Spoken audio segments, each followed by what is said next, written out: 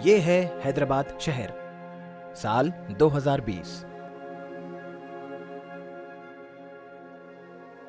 यहाँ कबूतरों की आबादी सारी चिड़ियों के मुकाबले कई गुना बढ़ गई है।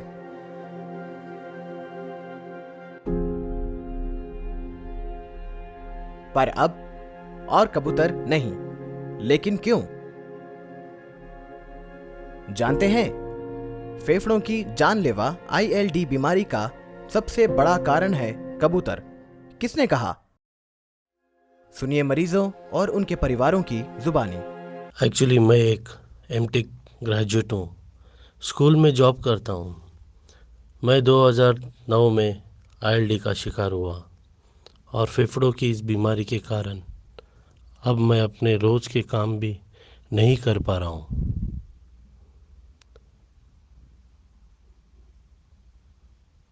मेरी पर्सनल लाइफ ख़त्म हो गई। हाइपर सेंसिटिविटी न्यूमोनाइटिस एक ऐसा रोग है जो फेफड़ों में सांस के साथ आए एलर्जन के एक्सपोजर से पैदा होता है। फेफड़ा एक ऐसा ऑर्गन है जो इस तरह के भारी वार पर सीमित रिएक्शन देता है। नतीजतन जब भी एंटीजन का यह भार फेफड़ों पर आता है, फेफड़े फूलने लगते हैं।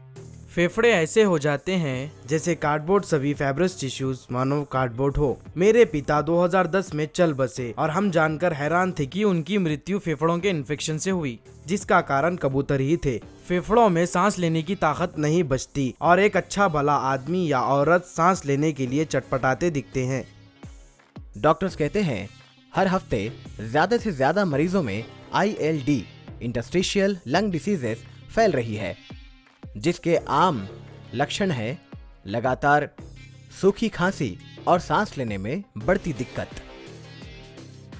चिड़ियों से होने वाली बीमारी पर अब सबका ध्यान जा रहा है, क्योंकि भारत के शहरों में कबूतरों की संख्या बड़ी तेजी से बढ़ रही है, जिससे हम जैसे कितने लोग पर्यावरण में बढ़ते एलर्जेंस की चपेट में आ रहे हैं। कबूतरों द्वारा फैलाई गई गंदगी सूखने के बाद भी हवा में रह सकती है, तो आपकी हर सांस के साथ वो आपके फेफड़ों में आसानी से जा सकती है। ऐसे में साधारण जाली इन बारीक पार्टिकल्स यानी गंदगी को आपके फेफड़ों में घुसने से नहीं रोक सकती। अपने घर के बाहर ऐसे कंप्रेसर यूनिट से जुड़ी सावधानियां जरूर रखें, क्योंकि उनके जरिए गंदगी ट्रांसमिट होकर हमारे अंदर आ रही है। इसलिए अगर आप सारे दरवाजे बंद भी कर दे और अपने AC चलाते हुए महसूस करें कि आप असुरक्षित है और एलर्जेंस या किसी तरह की गंदगी आप तक नहीं पहुंच रही, लेकिन दरअसल आप घर के अंदर भी ढेर सारे एलर्जेंस की चपेट में आ सकते हैं, जिसके कारण है वही गंदगी जिसने आपके घर को घेरा रखा है। कबूतरों की संख्या दिन दिन बढ़ती जा रही है और उनकी भारी संख्या से हम में से बहुत सारे लोग कबूतर एंटीजेंस की चपेट में आ रहे हैं।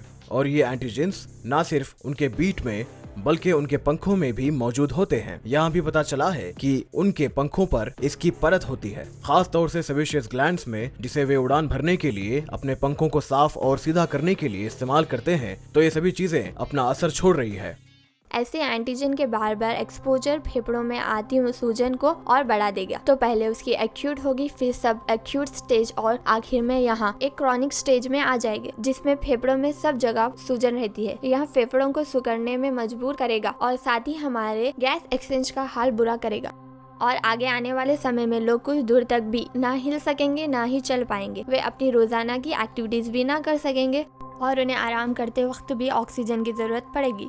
देखिए, जब मैंने बर्डिंग शुरू की थी तब आज जैसे इतने कबूतर नहीं थे। कई सालों से मैं लोगों को लगातार कबूतरों को खाना देते देख रहा हूँ। लोग उन्हें जितना ज्यादा खाना देंगे उनकी आबादी यूं ही बिना रुके बढ़ती रहेगी, क्योंकि उन्हें बिना ढूंढे खाना मिल ही रहा है। वे बड़े खुश रहते हैं और पूरे शहर जहाँ देखो वहीं उनके ब्रीडिंग ठिकाने बन गए हैं। कबूतरों की संख्या जबरदस्त तेजी और उछाल पर है। हर नुक्कड़, हर कोने, हर चौराहे पर बिल्डिंगों के सामने लोग उन्हें दाना डालते जा रहे हैं। उन्हें ख्याल ही नहीं कि आबादी बस बढ़े ही जा रही है। आगे क्या होगा? जब आप दाना डालना बंद कर देते हैं तो चिड़िया आपके एरिया से चली जाती है। कबूतरों को खाना मत डालिए, कबूतरों का दाना बंद करें, जिंदगियां बचाने में मदद कीजिए।